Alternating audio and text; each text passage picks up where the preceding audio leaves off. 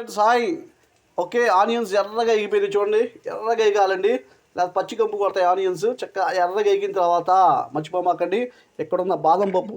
Okay, అన్ని లైన్గా పెట్టుకుందామండి, ఆర్డర్లో పెట్టుకోండి, లేకపోతే మీకు ఇబ్బందిగా ఉంటుంది వంట చేసేటప్పుడు. బాదం పప్పు చక్కగా పెద్ద పెద్ద పప్పులు చూడండి ఎలా ఉన్నాయో. ఓకే, పెద్దగా ఉండాలి పప్పులు. బాదం పప్పులు వేసుకుందాం. చూడండి బాదం పప్పులు అన్నీ ఎంత సైజు ఉన్నాయి, పెద్ద సైజు. ఈ సైజు ఉన్న బాదం పప్పులు వేసుకోండి. చిన్న చిన్న బాదం పప్పులు డ్రై ఫ్రూట్ షాప్లో అమ్ముతారండి, పెద్ద పెద్ద బాదం పప్పులు. అందరూ ఖచ్చితంగా బాదం పప్పులు పెద్దవి ఎంచుకోండి. ఓకేనా, క్వాలిటీ కాస్ట్లీ కూడా చూసుకోండి. ఓకేనా ఓకేనా మై డియర్ ఫ్రెండ్స్, బాదం పప్పులు వేపేసుకున్నాం. బాదం పప్పులు కూడా ఆయిల్, ఆనియన్స్ను పచ్చిమిరపకాయలు వేగిపోయినాయి.